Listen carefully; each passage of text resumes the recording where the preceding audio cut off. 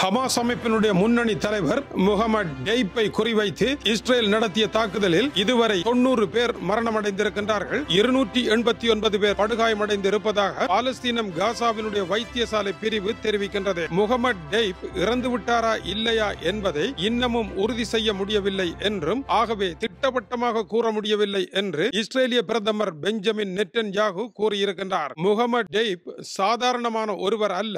அவர் மட்டும் கொல்லப்படுவாராக இருந்தால் இந்த போரில் தமக்கு வெற்றி என்று இஸ்ரேல் வெற்றி கொடியை ஏற்றுவதற்கு போதுமான ஒரு தலைவராக இருக்கின்றார். ஏனென்றால் இவர்தான் இஸ்ரேல் மீதான தாக்குதலை நடத்திய அல் குவாசிம் படை பிரிவினுடைய கட்டளை தளபதியும் முன்னணி தலைவராகவும் இருக்கின்றார். இவர் சாதாரணமான ஒருவர் அல்ல. ஹமாஸ் அமைப்பினுடைய ராணுவ தன்மைகள் அனைத்தையும் கொண்ட பிரதானமான கதாபாத்திரமாக இவர்தான் மறைந்திருக்கின்றார். இவரை விருந்தாளி என்று அழைப்பார்கள். விருந்தாளி என்றால் அதனுடைய கருத்து, எந்த வீட்டிற்கு அவர் வந்தாலும் பாலஸ்தீனம் காசாவில் அவருக்கு அதி உயர் மரியாதை கிடைக்கும். எனவே ஒவ்வொரு வீடாக அவர் மாறிக்கொண்டே இருப்பார். எந்த வீட்டில் அவர் இருக்கின்றார் என்பதை இஸ்ரேலிய உளவு பிரிவினரால் கண்டுபிடிக்க முடியாது என்பதனால் இவருடைய பெயர் விருந்தாளி என்று அழைக்கப்படுகின்றது. முன்னர் உலகத்தின் முன்னணி தலைவராக இருந்த ஹிட்லர் மீது எண்ணற்ற தாக்குதல் முயற்சிகள் நடைபெற்றாலும் கூட எந்த ஒரு தாக்குதலிலும் அகப்படாமல் அவர் தப்பி பிழைத்தது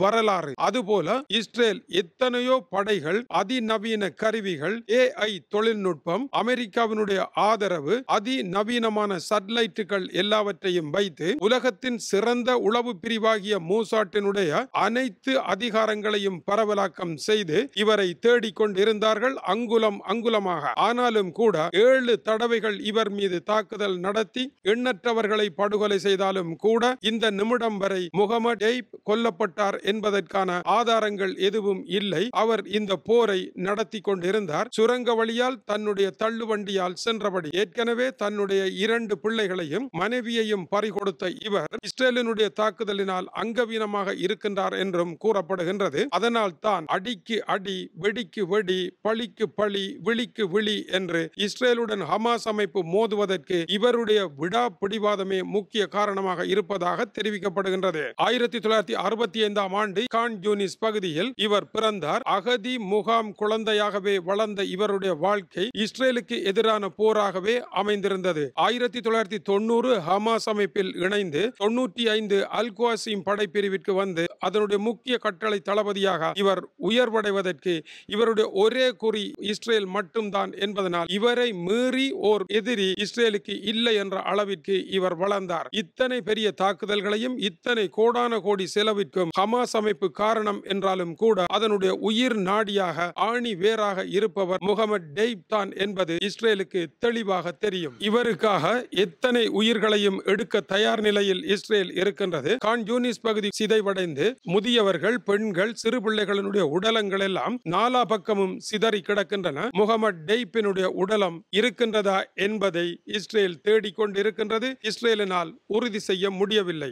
ஆனால் பாலஸ்தீனம் காசாவில் நடைபெறுகின்ற போரில் இது ஒரு முக்கியமான, அதிமுக்கியமான ஒரு சம்பவமாக இருக்கின்றது.